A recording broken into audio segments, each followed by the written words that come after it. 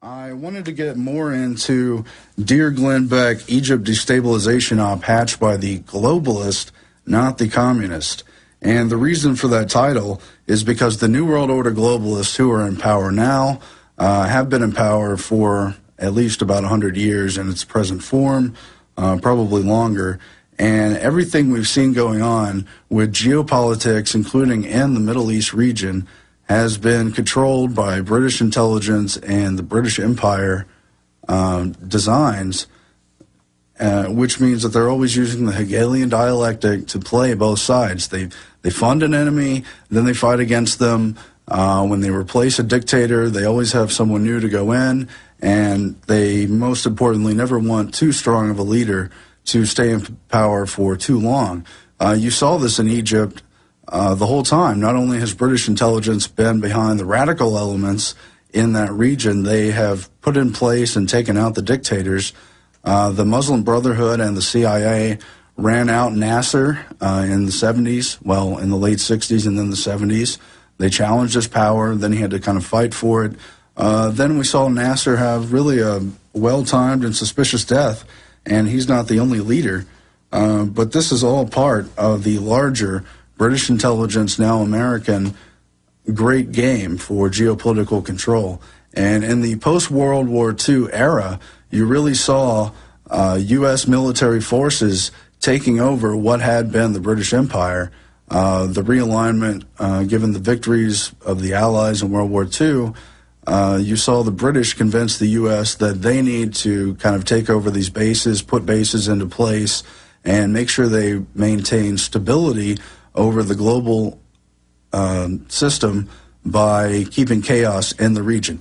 Chaos is the way to control the region, as the slogan goes, order out of chaos. And this great game really, well, if you pull up Spykman's Rimland, which is in my article, Spykman's Rimland, it shows a region of tension all the way from Europe through the Middle East, through India, Central Asia, and all the way to the eastern side of Asia, circling Russia. And you can see, even as the lines pit together, this is a Hegelian dialectic. It's meant to be order out of chaos, clashing countries. And it's just really interesting to go back through history. We have the Cecil Rhodes Roundtable Group, the secret societies. Cecil Rhodes was in South Africa, and he and his people completely contrived it used to be 4 states, and he contrived the wars, used his newspapers to create the clashes, create the conflicts. They provocated the wars in the middle of the night, and what they ended up with was South Africa. But that was just the beginning, because Cecil Rhodes, who was a real magnet for the diamond and gold mines and everything else that goes with it, started a secret society. He left 7 wills. You can read about this in Carol Quigley's Anglo-American Establishment. And one of the groups he left behind was Alfred Milner's kindergarten. And Alfred Milner was down there in South Africa taking part in all this. But at Oxford, they have an intellectual group of a steering group for the secret society, the same secret society that became the Royal Institute for International Affairs, the Council on Foreign Relations in the U.S., and the other branches of the International Affairs Institutes in other Western countries.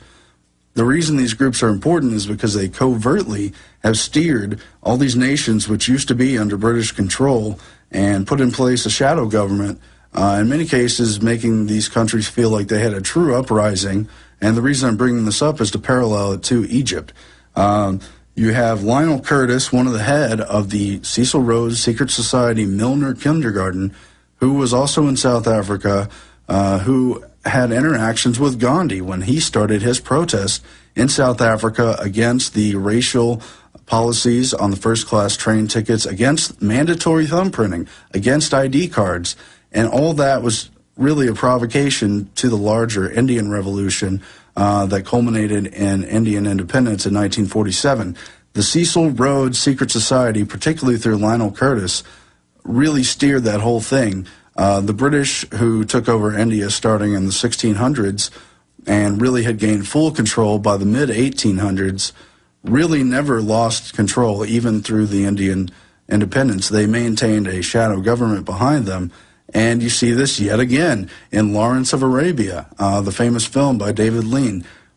T.E. Lawrence was also part of the Cecil Rhodes Secret Society, and they have played both sides and used an underhanded method to take over these regions, maintain British colonial interest, while giving the local people a sense of their own destiny, a sense of their own leadership.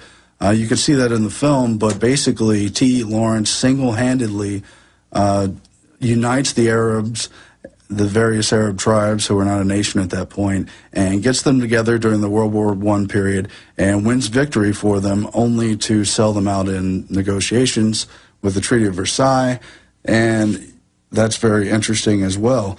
Now, I wanted to play a clip from The Man Who Would Be King, a 1979 movie. It's based on the Rudyard Kipling short story by the same name, The Man Who Would Be King. Rudyard Kipling was born in India and has been a very large proponent of the British colonial system. He sort of acknowledged that we were passing the torch to the U.S. and that they would be taking over the empire. Rudyard Kipling was the architect of the white man's burden paradigm, where basically defending that white or Anglo-colonial interests should take over these far-reaching parts of the world and influence their affairs, because it's just better to do that. So you see, they're going to approach the local dictator, approach the local king. They're going to tell him, do you want to vanquish your foes? We'll fight your enemies for you. This is classic Hegelian dialectic. This is how the British Empire has worked for literally hundreds of years. This takes place, of course, back in the mid-1800s, but it's not that much different of a game today, even in the Middle East. Kafiristan is in a region basically part of modern-day Afghanistan, and you see they're going to bribe the local dictators by fighting his enemies, only to later loot him. Okay, so again, you see this local dictator. They've shown him the power of their firearms and said, being Englishman is almost the next thing to being God, and they're going to fight their foes for him. That's when this local tribal king breaks down. He says, enemies, I have enemies all around. Anything you could do to help me. Go on, as they use his ego to win over this local dictator so they can play both sides for greater British control. And I think that's really funny. Utah the Great's not good enough. He wants to be Utah the Terrible. Well, whatever you want, because they're going to put a dictator in control, but they're really going to be the ones taking over the region. And this is just classic, great game, British colonial tension, playing two sides against each other to control the region. And I think in many ways this is what we're still seeing today in the Middle East region, only now it's not just the British, it's also American interest, it's Israeli interest, but they're all combined. It's the New World Order interest. And just because Glenn Beck talks about left-leaning socialist elements in this system doesn't mean it isn't still the military interests who are calling who gets to be a dictator, letting them feel powerful. They're going to be Utah the Terrible, but really who's in control will remain the U.S. British Allied interest. And that's very interesting to see, because it's just the Brzezinski great game. It's the Kissinger great game. It is the way they played out communist containment, taking over third world countries so they wouldn't fall to communism. Always you have the left hand as the enemy, the right hand as the savior. It's very Hegelian dialectic. You create the problem, you provide the solution after the population reacts. And we can only hope that the populations in Egypt will have a true revolution and will not fall into greater radicalism, and that they will have true elections and be able to appoint their own leaders. But we know how much of history has gone, and it's just very startling to see that game. When we come back from break, I want to talk more about Ron Paul. He just gave a great speech where he says we shouldn't back up dictators anymore. Part of his larger theme of bringing home the U.S. empire, part of the larger theme of not giving foreign aid to all these countries, only to finance dictators and have them not be our friends later. And I think it's a great strategy. It's very important. In fact, maybe we should start that clip now, and then we'll come back from break with it. Joining us is Republican Congressman Ron Paul of Texas. He's joining us now from the Conservative Political Action Conference here in Washington. Congressman Paul, thanks very much for joining us. Let's talk about Egypt, a subject you know quite a bit about. You've said controversial remarks. He said Egypt is the United States' 30-year mistake. What were you referring to? Well, we've invested a lot of money into Mubarak, and I don't think it was a good investment.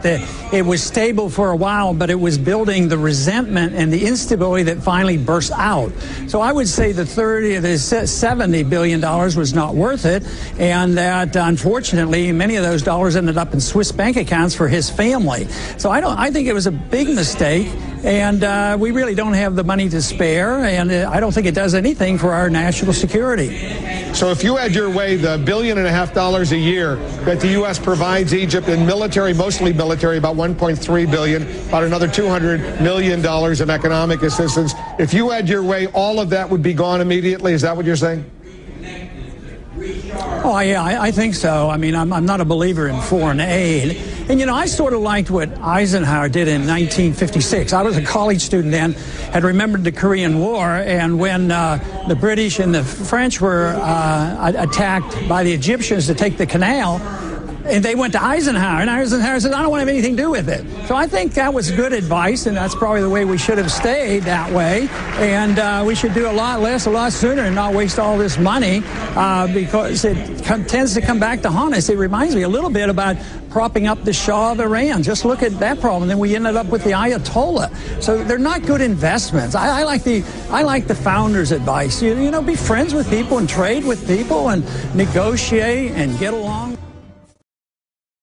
We can support, because most of them now have expressed, well, we can't really give them democracy. They might elect the wrong person. See, we're all for democracy as long as they pick the right person, and we just as soon prefer a dictator that will do our bidding, and then we give them a lot of money. I'd like another option rather than either just bombing people or giving them money. I would say friendship and diplomacy is a much better way to go. I mean, this army was built by us, and the military-industrial complex loved it. They made a lot of money off that. But the army was there for all those 30 years was to protect Mubarak. It wasn't for national defense purposes. So that's our army. 450,000 troops that we more or less was... I was just going to say, administration officials going back to Republican administrations, whether Bush or Reagan or Democratic administrations, the current one, or Bill Clinton's administration, they'll argue this military assistance to Egypt is a good investment in the United States because Egypt was an ally, a strategic partner,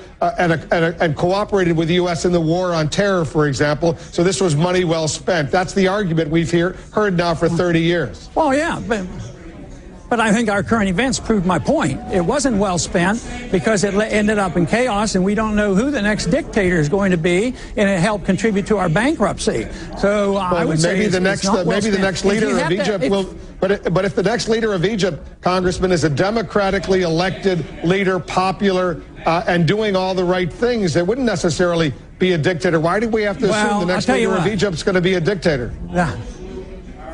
That would be great, but I personally believe that the odds of that happening are much better if we're not there picking the individuals to spend our money on it. So I'm for that. I just don't believe that the best way to do is get in there and finance the military. The military right now, of course, is dependent on us, and the military is in charge, so we really own the country right now. All right, let's stop it right there. Okay, that is Ron Paul very hopefully talking.